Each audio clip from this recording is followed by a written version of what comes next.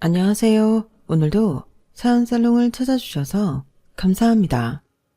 서울 사는 41세 워킹맘이에요. 멍청하고 악독하게 그지없는 남편과 시모에게서 몇 년 전 벗어났네요. 이혼을 통해서 말이죠.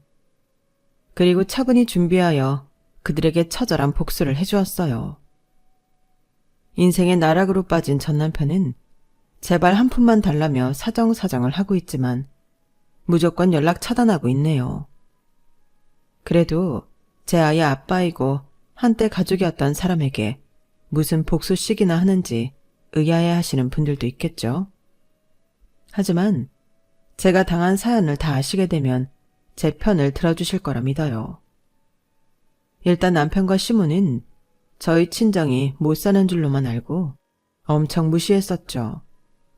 돈이 전부인 줄 아는 사람들이거든요. 마치 아직도 계급사회인 양 저와 저희 친정을 하층민 대하듯이 멸시했죠. 그리고 시부가 운영하던 회사에서 똑똑한 제가 중책을 맡게 되자 시기 질투가 엄청났어요. 참으로 못난 사람들이죠. 자기 아빠 회사 발전하게 해주는 것에도 시샘을 하다니 바보들이 따로 없었죠. 시댁에 시집와서 이 집안의 큰 보탬이 된 제밖에 없는데 그런 제가 왜 그렇게 구박을 받아야만 했는지 아직도 이해가 안 가요. 남편과 헤어지고 친정엄마의 육아 도움을 받으며 내 할 일하며 사니 숨통이 다 트이네요. 진짜 남편과 결혼 생활 중에 엄청난 스트레스를 받았거든요. 지금 말도 안 되는 결혼 생활로 몸과 마음을 크게 다치고 있는 분들이 계시면 깔끔하게 이혼하시는 게 100번 1000번 낫다고 말씀드리고 싶어요. 요즘이 조선시대도 아니고 이혼하는 게 엄청난 흠도 아니잖아요. 서로 스트레스 받으며 건강 다 잃고 그제서야 갈라서면 자기만 손해죠 뭐. 개인적으로는 배우자와 정 안 맞는다 싶고 도저히 못 참겠으면 이혼하는 게 나은 것 같아요. 아무튼 전 이혼하고 못된 전남편과 시모에게 크나큰 복수까지 해준 지금 너무 시원하기 그지없습니다. 아참, 제가 전남편에게 크게 한 방 먹일 수 있었던 건 갑자기 50억이란 돈이 하늘에서 뚝 떨어지듯 제게 주어졌기 때문이에요. 대체 41살밖에 안 먹은 제게 그동안 어떠한 일이 있었는지 궁금하시죠? 동네 개 이름도 아니고 50억이란 돈이 어디서 났는지도 수상하신가요? 제가 사연살롱 여러분들께 하나도 남김없이 다 말씀드려 볼게요. 지금부터 시작해 보겠습니다. 제 이야기를 하려니 제 뿌리인 저희 친정 부모님 얘기부터 안 할 수가 없네요. 저희 엄마 아빠는 두 분 다 고등학교만 졸업하고 공무원이 되어 사내 커플로 만나셨어요. 맞벌이셨기에 아이를 저 하나만 낳으셨고 그마저도 외할머니에게 양육 도움을 받을 수밖에 없었죠. 외할머니는 제2의 엄마였어요. 하지만 외할머니와의 기억이 마냥 달콤하지만은 않은 것이 할머니가 워낙 자린고비였기 때문이죠. 왜 옛날에 자린고비가 천장에 생선을 매달아 놓고 그걸 쳐다보며 밥과 간장만 먹었다는 얘기 있잖아요. 저희 외할머니가 딱 그 짝이었어요. 지나가면 소금기가 뚝뚝 떨어지는 그런 분이었죠. 당연히 외할머니로부터 어릴 적엔 단 500원조차 용돈 한 번 받아본 적 없었죠. 그땐 외할머니가 워낙 가난해서 그런 줄로만 알았어요. 하지만 외할아버지네가 옛날에 꽤 풍족한 집안이었다고 하더군요. 소위 만석군 집안 말이죠. 외할아버지는 집안에 돈만 믿고 제대로 된 일을 한 번도 해본 적 없는 한령 중의 한령이었고 할머니는 그런 남편을 늘 못마땅하게 생각하던 차에 할아버지가 간경화로 일찍 세상을 떠나셨죠. 아휴, 그 양반이 빨리 죽인 게 천만다행이지. 더 살았으면 우리 집 재산 다 거덜낼 뻔했어. 이런 할머니의 반응이 웃기기도 하면서 한편으론 씁쓸하기도 했죠. 할아버지가 돌아가시자 할머니의 지갑은 굳게 닫혀 좀처럼 열릴 줄을 몰랐어요. 할머니가 늘 하시던 말씀이 있었죠. 돈이 중요한 게 아냐. 자고로 돈 있으면 사람 마음이 야들야들 나약해지는 거야. 사람 마음속에 힘을 길러야 해. 자기 입에 들어갈 건 자기가 벌어서 먹고 살아야 하는 거야. 이렇게 독립심을 키워주시려던 할머니 덕분에 우리 엄마도 고등학교만 졸업하고 공무원이 되었고, 이모 삼촌들도 다들 제 살 길 찾아 열심히 살 수밖에 없었어요. 비빌 언덕이 없었으니까요. 그런 독립심을 저도 물려받았는지 다행히 집안에 고난과 역경이 닥쳐올 때마다 꿋꿋이 혼자 잘 살아남을 수 있었죠. 이런 제 독립심을 시험이라도 하듯 아주 큰 시련이 우리 가족에게 찾아오더군요. 아직 40대밖에 안 됐던 우리 아빠가 위암 2기 판정을 받은 거였어요.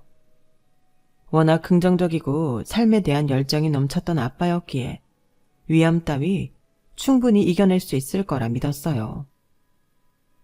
종이야, 우리나라에 위암 환자가 얼마나 많은 줄 알지? 의료기술은 또 얼마나 좋고. 겨우 암 2기 정도라니? 아빠가 암하고 싸워서 말끔히 이겨내줄 테니 걱정은 하지도 말아라. 알았지? 막상 암 판정을 받은 아빠 본인도 얼마나 무서웠을까요? 하지만 외동딸인 저의 불안한 마음을 잠재우려 노력해 주신 거에 아직도 감사하게 생각해요. 엄마는 공무원 연금을 받을 수 있는 연차는 채웠기에 중간 퇴직하고 투병 중인 아빠를 간호했어요. 전 부모님께 기쁨을 드릴 수 있는 건 내가 학생 신분으로 공부를 열심히 하는 것뿐이란 생각이 들어서 잠을 줄여가면서 열공했죠. 치열하게 고등학교 시절을 보낸 결과 드디어 제가 원하던 명문대에 합격하게 됐어요. 아직도 병상에 위태롭게 계셨던 아빠에게 제일 먼저 이 소식을 전해드리고 싶었죠. 제가 먼저 엄마에게 전화하려 했는데 엄마는 어찌 알고 저에게 전화를 하셨더군요. 엄마, 저 합격했어요. 제 합격 소식에 엄마는 흐느끼며 말씀하시더군요. 그래? 축하한다, 종이야. 근데 방금 아빠 돌아가셨어. 빨리 병원으로 와주겠니? 그날이 제 생애 가장 뿌듯한 날이자 가장 비극적인 날이 되어버렸죠. 전 택시를 타고 병원으로 총알같이 달려가서 방금 사망 판정을 받은 아빠의 귀에 대고 말했어요. 아빠, 나 종이에요. 나 대학 합격했어요. 아빠도 원하던 그 대학에 합격했는데 아빠, 왜 이렇게 빨리 떠나버린 거예요? 아빠. 그러자 너무 놀라운 광경이 펼쳐졌어요. 이미 사망 판정을 받은 아빠의 눈에서 눈물 한 방울이 떨어지더군요. 사람이 죽어도 청각이 가장 오래 살아있다더니 그 말이 맞나 보더군요. 그래서 아빠의 귀에 대고 저와 엄마는 사랑한다, 고맙다는 말을 원 없이 해드렸어요. 그나마 마음속에 있던 한을 풀 수 있었죠. 그렇게 집안의 든든한 기둥이었던 아빠가 돌아가시고 엄마는 공무원도 그만둔 판에 시골에서 홀로 계셨던 외할머니 댁으로 내려가셨어요. 다행히 서울에 아주 작은 집 한 채는 있었기에 그곳에서 전 혼자 대학 생활을 했어요. 종이야, 이제 서울집에서 너 혼자 살아가야 하니 정신 똑바로 차리고 살아야 해. 아빠가 물려주신 약간의 유산으로 대학은 겨우 다닐 수 있겠다만 아마 많이 모자랄 거야. 얼른 취업해서 네 갈 길 가는 게 좋겠다. 엄만 널 믿어. 우리 종이는 워낙 어렸을 때부터 독립적으로 잘 커졌으니 말이야. 엄마는 저에게 꼭 멋진 커리어 우먼으로 살아갈 것을 권유하셨죠. 전 여자로서는 좀 드물게 공대 기계공학과에 다니고 있었어요. 저도 얼른 이 비싼 대학을 졸업하고 대기업에 취업해서 돈 벌고 싶다는 생각을 하고 있었죠. 통장 잔고가 뚝뚝 줄어드는 것이 눈에 보였기 때문이에요. 늘 그래왔듯이 공대에서 열심히 공부하고 있는데 갑자기 지도 교수님께서 부르시더군요. 저와 성만 다르고 이름이 같은 교수님이어서 그런지 절 특별하게 여겨주시는 고마운 분이었죠. 종이 양, 교수해볼 생각 있어요? 워낙 똑똑해서 이쪽으로 공부를 해도 좋을 것 같은데 대학원에 들어올 생각은 없나? 좋은 인재를 놓치고 싶지 않아서 말이야. 아, 교수님, 좋게 봐주셔서 감사합니다만 제가 얼른 돈 벌어서 저희 엄마와 외할머니의 노후 생활비까지 좀 보태드려야 하는 상황이라 취업 쪽으로 계획하고 있습니다. 아, 그런가? 참 아쉽구만. 집안 사정이 그리 좋지 않은가 본데. 그럼 내가 장학금을 받을 수 있도록 추천서라도 써줄까? 장학금? 돈 얘기만 나오면 눈이 번쩍 뜨였던 시절이었지만 순간 저보다 훨씬 사정이 어려웠던 대학 동기가 떠오르더군요. 교수님, 말씀만 들어도 정말 고맙습니다만 혹시 같은 과 동기 중에 김우정이라는 아이가 정말 집안이 어려워서 알바를 4개씩이나 하고 있거든요. 그 친구한테 장학금 받을 수 있는 기회를 주시면 안 될까요? 내가 사람을 참 잘 봤구만. 전종이 양이 처음부터 총명하고 예의 바르고 성실한 인재라고 생각했는데 참 착하기까지 하네. 그러지, 종이 양 말대로 그 친구 장학금 검토해 볼게요. 그 전에 종이 양 연락처 하나만 남겨주고 가게나. 네, 알겠습니다, 교수님. 감사합니다. 그렇게 이종희 교수님과의 대화는 끝이 나고 그 후로 전 조기 졸업한 후 대기업에 취직했어요.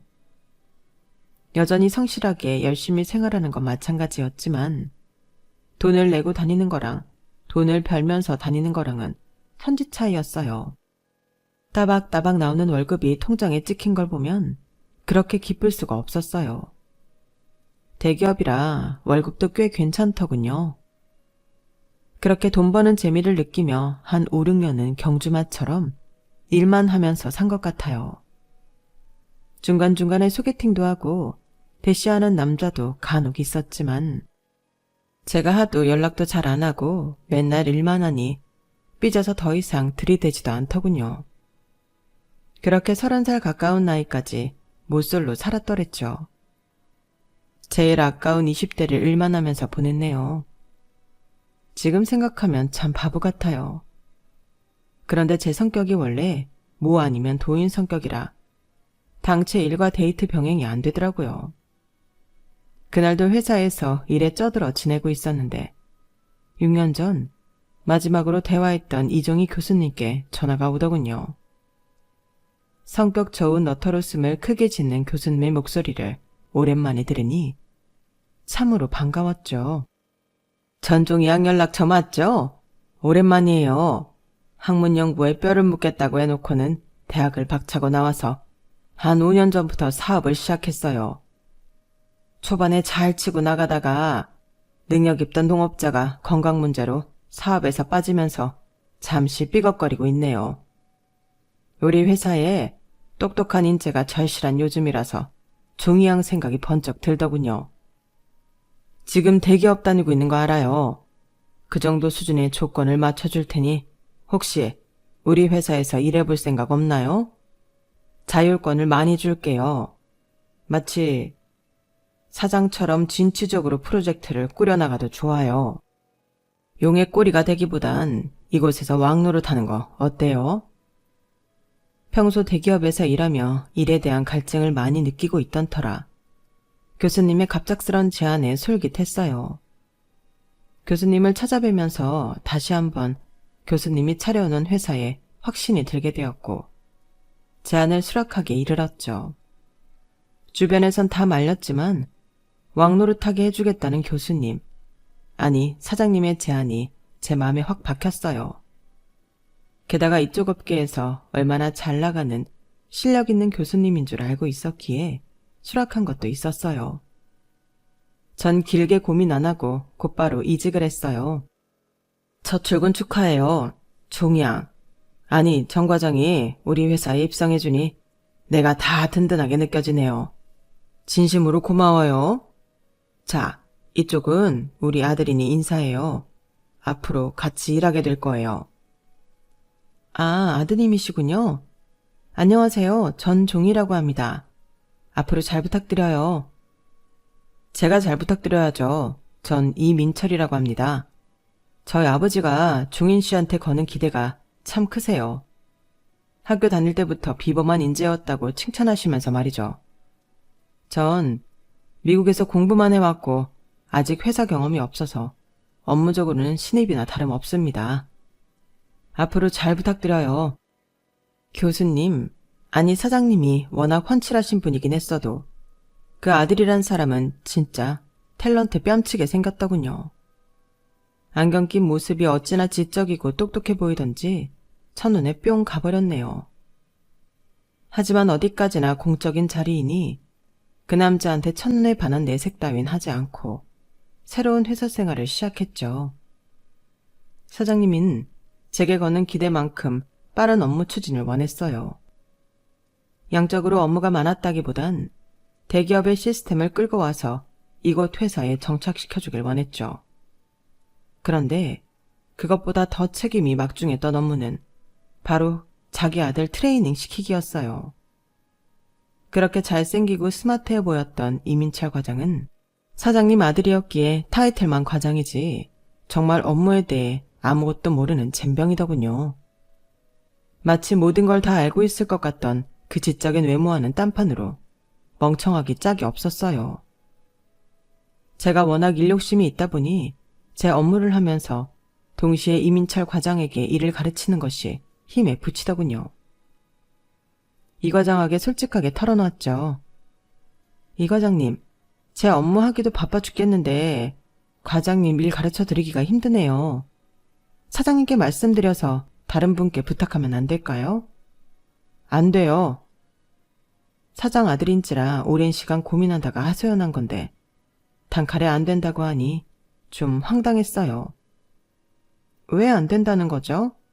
저보다 역량 좋고 경력 있으신 분들이 몇 분 계신데 그분들한테 업무 배우시면 안 될까요? 제가 아버지한테도 꼭 종희 씨한테 업무 배우고 싶다고 말씀드렸어요. 이유가 궁금해요. 그냥 같이 있고 싶었어요. 종희 씨한테 너무 미안하지만 야근 시간을 빌려서라도 함께 저녁 먹고 같은 컴퓨터로 옆에 앉아 일도 배우고 그냥 그러고 싶었어요.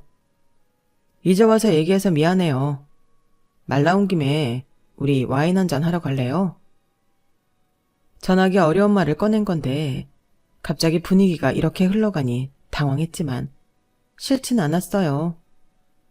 답답할 정도로 일은 못하는 남자였지만 저도 여자라 잘생긴 외모와 젠틀한 매너에는 못 배기겠더라고요. 그날 와인을 마시며 일 얘기를 제외하고 온갖 사적인 대화를 다 나눴어요.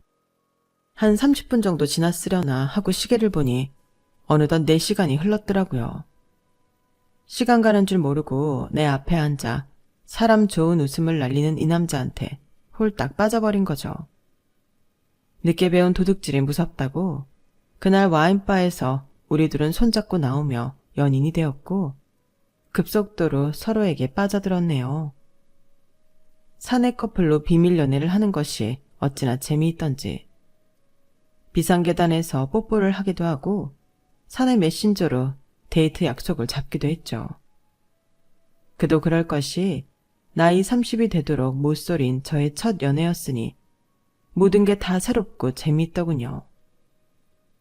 눈에 콩깍지가 제대로 씌어 이 남자가 지상 최고의 남자처럼 느껴지기도 했죠. 사실 사장 아들이었고 일은 좀 못했어도 미국 유학파 출신에 탤런트 뺨치는 외모를 지녔으니 조건으로만 따져도 왕자님 같은 남자긴 했어요. 그렇게 불같은 사랑의 결과물로 전 속도 위반을 하게 되었네요. 진짜 연애 5개월 만에 임신까지 하게 될 줄은 몰랐어요. 조심한다고 조심했는데 저도 참 철딱서니가 없었죠. 산부인과까지 혼자 가서 빼박인 임신 소식을 듣게 되니 너무 긴장이 되어 가슴이 콩닥콩닥 뛰더군요. 일단 남친에게 제일 먼저 카톡으로 알렸어요. 그랬더니 돌아오는 대답이 좀 충격적이었어요. 임신이라고? 헐. 전 당장 남친에게 전화를 했죠. 반응이 그게 뭐야? 헐이라니. 나 혼자 임신했어? 당신 아기를 가졌다는 사람한테 헐이라니. 미안해. 나도 이런 일은 처음이라. 암튼 임신 축하해. 누군 임신해봤어? 나도 처음이야. 그리고 딴 사람이 임신 축하하는 거야? 뭐야? 무슨 이런 바보 같은 사람이 다 있어. 끊어. 남친의 말도 안 되는 반응에 짜증이 확 나더군요. 그동안 사랑했던 감정이 차게 식어버리는 느낌이었죠. 혼자서 씩씩거리고 있는데 바로 사장님에게 호출이 오더군요. 떨리는 마음으로 사장님실로 향했어요. 정 과장, 아니 종이양, 임신했다고? 민철이한테 방금 들었네. 우리 아들이랑 언제 연애를 했어? 이렇게 기쁠 수가. 아이는 엄마 머리를 담는다던데 내가 천재 손주를 보게 생겼네. 내 생애 가장 기쁜 날이야. 배불러 오기 전에 얼른 결혼 진행하자고. 앞으로 며느리라고 불러도 되지?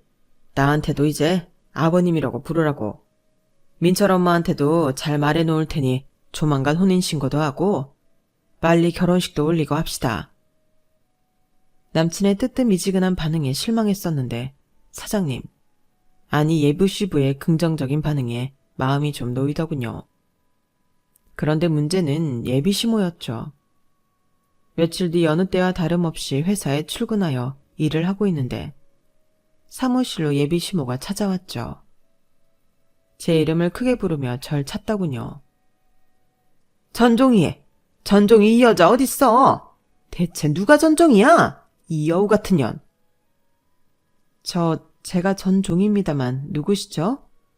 누구긴 누구야? 이 회사 사장 부인이자 민철이 엄마지. 네가 전종이냐? 잘 만났다 이년. 네가 우리 아들을 살살 꼬셔서 임신까지 했다지? 너 우리 집안이 대대로 어떤 집안인 줄 알기나 해? 듣자 하니 넌 보잘것없는 집안에 홀어머니밖에 없다며. 너 우리 박간 양반 교수할 때부터 살살 꼬드긴 거 아니냐? 반반한 쌍판떼기로 명문가인 우리 집안에 무혈입성하려는 모양인데 어린 반푼어치도 없다. 네 뱃속에 애가 누구 애인 줄 내가 알게 뭐냐? 이 결혼 절대 못한다. 우리 민철이는 이미 재벌집 사위를 들어가기로 어렸을 때부터 얘기가 다 끝난 아이라고. 예비시모는 급기야 제 뺨까지 쫙 때리더군요. 전 너무 열이 받아 예비시모의 팔을 잡고 확 밀쳐버렸어요. 밖에 나가 떨어지더군요. 아니 사모님, 내가 이 회사 다니는 사람이니 사모님이라고 불러드리지 평소 내 성격 같았으면 욕지거리 한바탕 퍼부어줬을 거예요. 아니, 펀치 한 방 날리려는 걸 참은 겁니다. 나 이 결혼 안 하면 그만이에요. 이 회사도 때려치면 그만이고요. 저 대기업 다니다가 스카웃돼서 이 회사 온 겁니다. 남의 집 귀한 딸내미한테 초면에 따귀를 때려요? 그것도 손주를 뵌 예미며느리한테요? 인성이 진짜 별로시네요. 야, 너 나 쳤어? 뭐? 인성? 인연이 미쳤나? 임신한 저와 예비시모의 육탄전이 벌어졌어요. 아주 끝장을 보고 싶었지만 남친과 예비시부가 와서 뜯어 말리는 바람에 한 3분 만에 끝이 났죠. 회사고 뭐고 택시 타고 혼자 살던 집으로 오는데 눈물이 앞을 가리더군요. 가뜩이나 임신 초기라 엄청 예민한데 내 뱃속 아이의 친할머니로부터 구박덩어리 취급을 받다니 절망스러웠죠. 예비시모를 어떻게 구워 삶았는지 예비시부와 남친이 집으로 찾아와 제게 용서를 빌며 다시금 결혼 얘기를 꺼내더군요. 며느리야, 정말 미안하구나. 네 시어미 될 사람 성격이 워낙 불같아야 말이지. 옛날부터 그 지랄 많은 성격 맞춰주느라 온 식구들이 고생 꽤나 했다. 이제 그 옆에 내도 다 늙어서 남편이 내 앞에서 깨갱하고 아무 말도 못해. 내가 다 설득해놨으니 기분 풀고 다시 회사도 출근하고 결혼도 추진하자꾸나. 어머님께서 쌍욕까지 해가면서 이렇게 절 결사 반대하시는데 이 결혼을 하면 제가 행복할까요? 솔직한 마음으론 뱃속의 아이까지 지우고 싶습니다만 그래도 소중한 생명인데 낳아서 저 혼자라도 키울 겁니다. 회사도 다른 곳 알아볼게요. 며칠 안 됐지만 엄마가 되고 보니 용기가 생기네요. 저 혼자 힘으로 다 헤쳐나갈 수 있을 것 같습니다. 다들 그만 돌아가 주세요. 이번엔 남친이 강경하게 반대하더군요. 자기야, 무슨 소리야. 우리 결혼식도 얼른 올리고 아기도 낳고 행복한 가정 꾸리자. 나랑 아버지가 강력한 반패막이가 되어줄 테니 우리 엄마 신경은 1%도 쓰지 않아도 돼. 그 후로 예비 시부와 남친은 한 50일은 매일 우리 집으로 찾아와 절 설득했어요. 나중엔 두 부자가 저희 집 청소며 빨래, 음식까지 하더군요. 제 마음을 돌리기 위해서 말이죠. 예비 시부까지 그렇게 두 손 두 발 뻗고 나서니 예비 시무를 향한 저의 분노도 어느덧 사그라들더군요. 배도 조금씩 불러오고 뱃속 아이의 태동도 시작되자 그들 뜻대로 하기로 결심했죠. 우선 상견례 날짜를 정하고 친정엄마한테 말씀드렸어요. 걱정하실까봐 예비 시모의 고약한 성품은 비밀로 했죠. 상견례 날 엄마는 집에 있던 옷 중 최대한 좋은 옷으로 차려입고 나오셨어요. 시골에서 외할머니와 농사지으며 단둘이 살고 있던 엄마였기에 얼굴이 까맣게 타버렸더군요. 사돈어른의 집안이 대대로 금수저 집안에 대단한 것 같아서 엄마가 좀 초라하게 느껴지는구나. 최대한 고상하게 보이게 입었는데 엄마 괜찮니? 그럼 엄마 너무 이뻐요. 엄마 원래 공무원이고 커리어 우먼이었는데 아빠 간병하느라 그만두고 외할머니 사시는 시골로 내려간 거잖아. 이렇게 똑똑하고 예쁜 엄마인데 뭐가 초라해. 늙어버린 엄마의 얼굴을 보는 것도 마음이 아팠지만 상견례 자리에서 시모가 또 무슨 막말을 할지 몰라 긴장이 되더군요. 하지만 남친과 예비 시부가 단단히 입단속을 했는지 이번에 막말까진 아니었어요. 하지만 결혼 조건에 대해 딱 못을 박더군요. 사돈, 내가 이 결혼 허락하는 조건은 합가입니다. 시댁에서 같이 살면서 교육 단단히 시킬 거니까 그리 아세요. 우리 남편이랑 아들이 하도 뭐라 해서 내 긴 말 안 할 테니 자, 이거 혼수 목록이니 받으시고 이 리스트대로 빠짐없이 해오세요. 돈 없으면 대출이라도 받아서 말이죠. 시모가 던진 A4 용지에는 입이 떡 벌어지는 고가의 사치품들로 가득 차 있었어요. 시댁에서 함께 살 거니 세간살이는 필요 없다고 생각했는지 순전히 본인 치장을 위한 명품백, 모피, 보석들이 쭉 리스트업 돼 있더군요. 심지어 사진까지 첨부돼 있었죠. 어이가 없었어요. 화나서 시모한테 냅다 지르려는 걸 저희 친정엄마가 조용히 말리시더군요. 얘 종이야. 엄마가 다 알아서 준비할 테니 걱정 마. 임신까지 앞마당에 구박받지 않게끔 최대한 성의를 보여야지. 딸 가진 죄인이라는 말이 실감났어요. 아무리 경제력 차이가 나는 결혼이었지만 엄연히 나도 명문대 나와서 대기업 다니던 여자였는데 뭔가 꿀리는 듯한 입장에 화가 나더군요. 그럴 때마다 시부가 천사처럼 나타나 제게 도움을 줬어요. 시부는 상견례 다음 날 절 따로 부르시더군요. 새아가, 자, 돈 받고 네 욕심 많은 시어머니 욕심 좀 채워줘라. 아마 계모임 같은 데서 며느리한테 혼수 뭐뭐 받았다고 자랑하려고 그러는 것 같아. 그놈의 계모임이 뭔지 우리 집에 복이 넝꿀치 들어온 것도 모르고 맨날 돈돈거리는 꼴이라니. 에휴, 이 돈이면 네 시어머니가 원하는 혼수 다 해올 수 있을 거야. 내가 이 돈 준 건 비밀로 하고, 알았지? 시부가 준 봉투를 열어보니 웬 수표가 들어있더군요. 집에 와서 다시금 확인해보니 무려 1억 원짜리였죠. 이 큰 돈을 어찌해야 하나 고민하다가 시부가 시키는 대로 했어요. 명품 전문 매장을 돌며 혼수 리스트에 있는 걸 다 사서 시모한테 바쳤죠. 그랬더니 시부의 말대로 시모의 입이 찢어지더군요. 만족스러운 시모의 미소를 보는 것도 역겹더군요. 아무튼 그렇게 삐걱거리며 남편과 저희 결혼 생활은 시작되었어요. 자의반 타의반으로 만삭 때까지 회사 일은 계속했어요. 시댁 회사니 편의를 많이 봐주시기도 했지만 제가 워낙 일머리는 있어서 시작하는 프로젝트마다 성공을 시키니 사장인 시부가 웬만하면 출산 전까지 회사에 나와주길 바라더군요. 그렇게 열정적으로 일하고 신혼집인 시댁에 들어가면 시모가 집안일을 더 못 시켜서 안달이었어요. 니까짓 게 뭐 그리 대단한 업적을 세운다고 회사를 계속 다니는 거냐? 집안일에 늙은 시애미 보고 다 하라는 거야? 오늘부로 집에서 일하는 파출부 아줌마들 다 잘랐으니 주말을 이용해서라도 밀린 집안일 네가 다 해놓도록 해라. 하나부터 10까지 내가 다 가르칠 테니. 배가 많이 나와 거동도 쉽지 않은데 일하는 아줌마들 다 잘라놓고 날 부려먹을 생각만 하다니. 시모가 날 잡아먹는 괴물처럼 느껴지더군요. 제 성격에 가만히 있을 수 없었죠. 어머님, 제 뱃속에 어머님 핏줄이 자라고 있어요.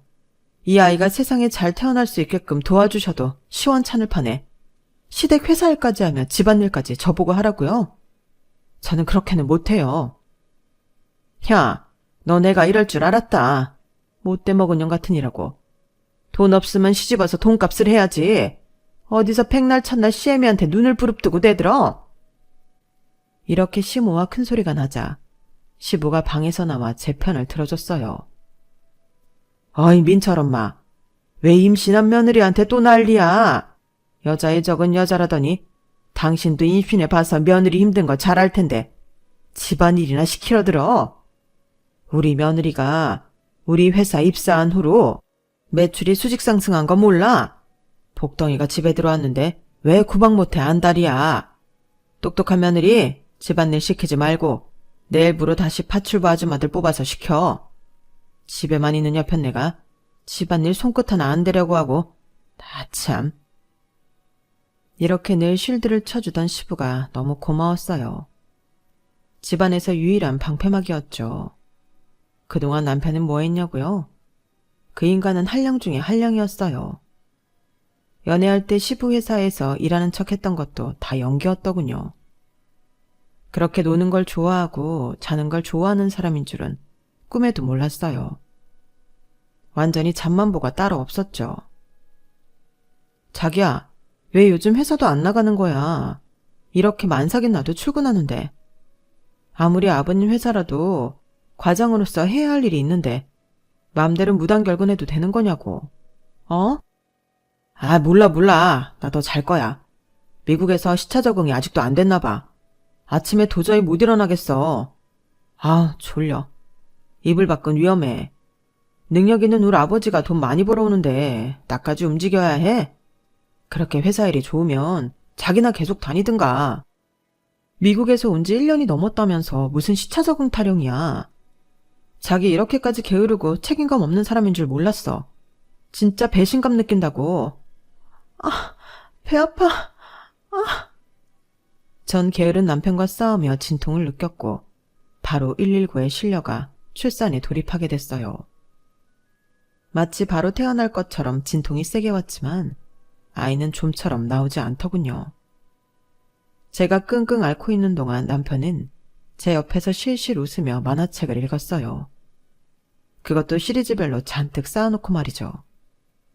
그 꼴을 보는 게 더 스트레스 받아서 그냥 병실에서 나가 있으라고 했어요. 나 혼자 힘주며 아기 낳는 게 나을 것 같아서요. 그렇게 혼자서 아기를 낳고 조리원에 들어가 있는 2주 동안 제 인생에서 가장 편했던 순간 같아요. 왜 조리원이 천국이라고 하는 줄 알겠더라고요. 아마도 남편과 시모 면상을 보지 않아도 되니 더 좋았던 것 같기도 하네요. 눈에 넣어도 아프지 않을 딸 수연이를 낳고는 최소 1년은 집에서 쉬며 오롯이 육아에만 집중하고 싶었어요. 하지만 출산한 지 한 3개월 만에 청천벽력 같은 소식이 들려왔죠. 시부가 췌장암 말기 판정을 받은 거예요. 그동안 사업체를 나름 성공적으로 이끌어오며 제대로 건강검진 한번 받아볼 겨를이 없었던 시부는 그렇게 시기를 다 놓치고 말기에 암덩어리를 발견하고 말았어요. 어쩐지 요즘 시부의 외모가 정말 피골이 상접하더군요. 절망스런 표정의 시부는 절 따로 불러 신신당부했어요. 세아가, 내가 믿을 수 있는 사람은 우리 세아가 뿐이로구나. 하늘이 원망스럽지만 사람은 누구나 다 언젠간 죽게 마련이니 내 운명을 받아들일 수밖에. 지난 6, 7년간 죽을 힘을 다해 쌓아온 이 회사를 이대로 무너지게 둘 순 없다. 아가, 얼마 전에 퇴사한 박전무 알지? 그 박전무 놈이 나한테 우리 회사 이 약점과 비리며 모든 기밀사항을 다 기자한테 폭로하겠다며 날 협박하더구나. 내가 얼마 정도 돈을 줘서 입막음하고 퇴사시켰다만 박전무가 내게 준 자료들을 세아가 너한테 줄 테니 잘 보관하고 있으면서 2번 다시 이런 일이 없도록 미비한 점을 잘 보완하도록 해. 사업을 하다 보면 100% 완전 무결할 순 없으니 사소한 비리며 허점이 나오기도 하더구나. 그리고 망나니 같은 우리 아들을 잘 부탁한다. 내가 너의 방패막이라가 돼줘야 하는데 온갖 부탁만 하고 이렇게 떠나는구나. 정말 미안하다. 이렇게 시부는 너무 허망하게 세상을 뜨고 말았어요.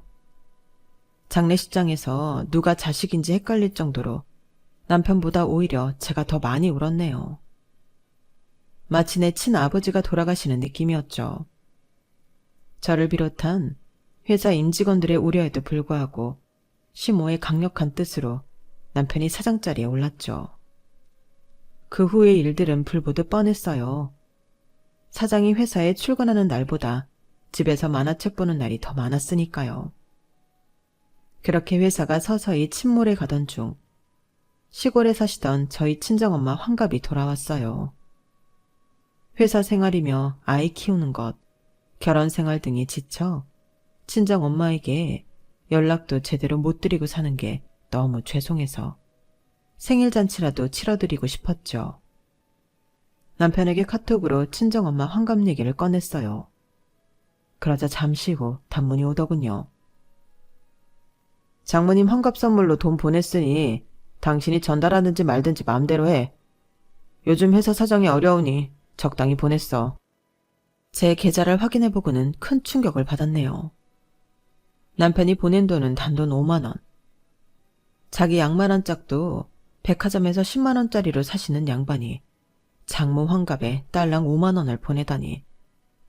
너무 화가 났지만 요즘 회사 분위기를 아니까 그냥 넘어갔어요.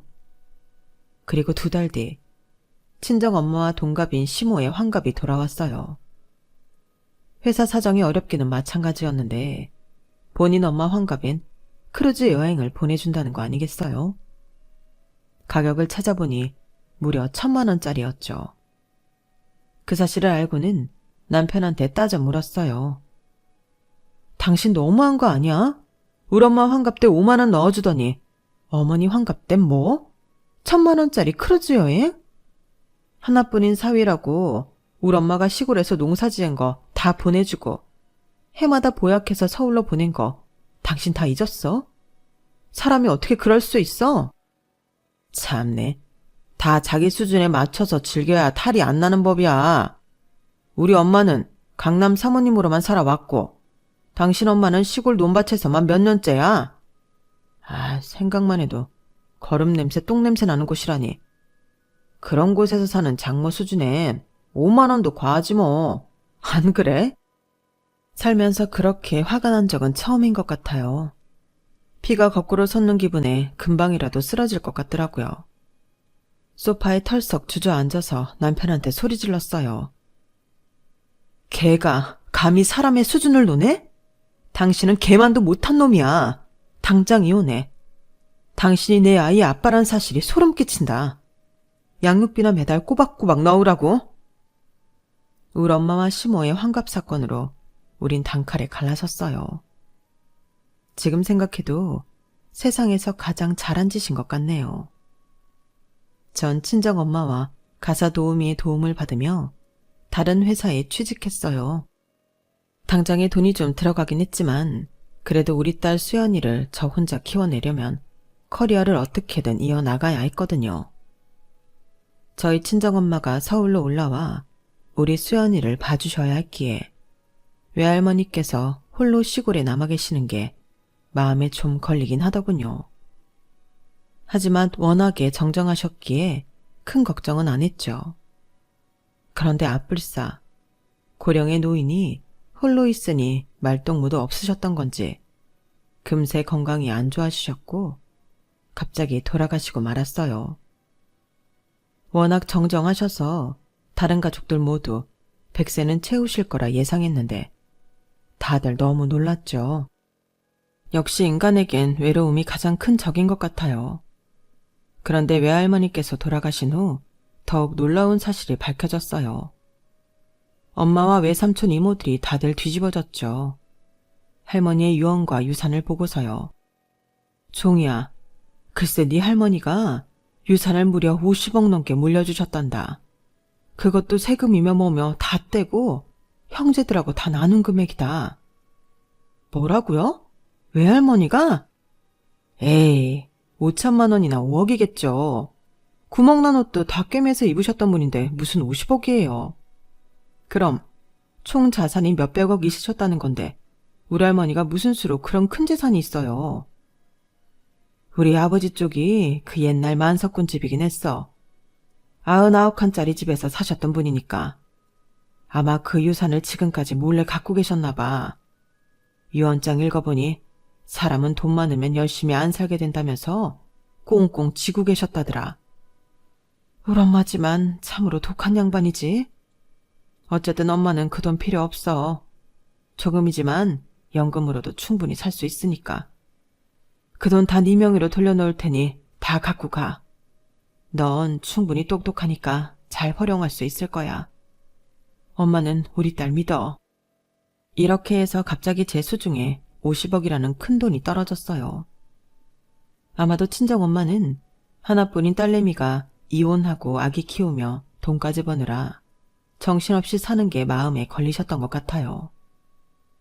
전 그 돈을 받자마자 바로 예전 시부가 돌아가시기 전 저에게 주었던 회사의 비밀 장부를 꺼냈어요. 그리고는 다니던 회사를 그만두고 창업의 길로 나섰죠. 시부가 줬던 장부에는 전 남편 회사의 모든 구조와 비리사항, 거래처 등이 다 적혀 있었기에 그걸 토대로 전 남편 회사와 이름만 다를 뿐인 똑같은 회사를 만들었어요. 특유의 친화력과 경쟁력 있는 가격으로 전 남편 회사의 거래처들을 우리 회사 쪽으로 돌리고 일 잘하던 직원들도 다 빼왔어요.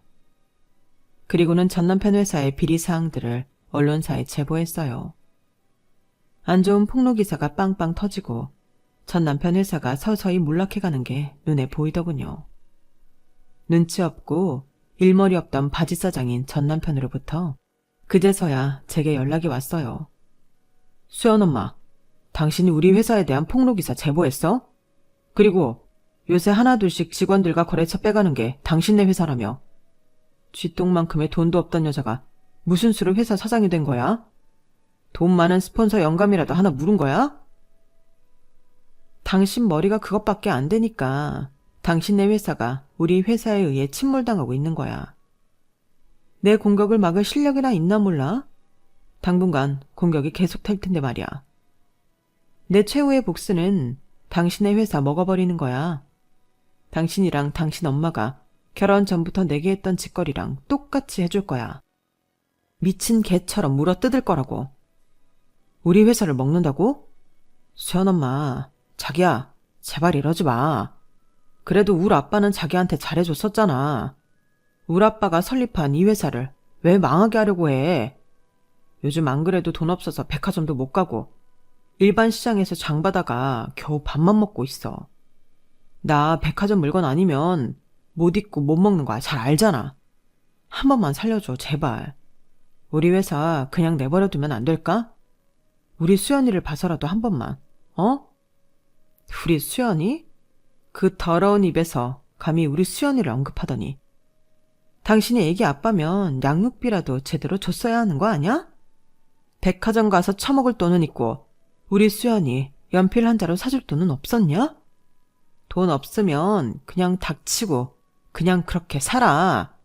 주제에 백화점은 무슨. 나 당신의 회사 먹으려면 아직 준비해야 할 게 많으니 끊어. 앞으로 기대하라고? 전화기 너머로 전 남편의 절규가 들려왔지만 그냥 끊었어요. 아직도 백화점 어쩌고 운운하다니. 본인 회사 직원들 월급도 제대로 못 주는 판에 아직 정신 못 차린 게죠. 아주 통쾌해 죽겠네요. 역시 최고의 복수는 보란듯이 잘 사는 것인 것 같아요. 앞으로 전 남편 회사를 인수하고 더 나아가 업계 1위 회사가 되도록 끊임없이 노력하렵니다. 제가 어디까지 갈 수 있을지 여러분께서 응원해 주시길 바래요. 숨이 닿는 그날까지 성실하게 노력해서 살 거니까요. 여러분 앞날에서 꽃길만이 펼쳐지시길 바랍니다. 긴 글 읽어주셔서 감사해요. 저도 여러분을 늘 응원하겠습니다. 여러분, 사연 댓글에 응원과 현명한 조언 부탁드려요. 좋아요와 구독은 저에게 큰 힘이 됩니다. 오늘도 좋은 일 가득하세요.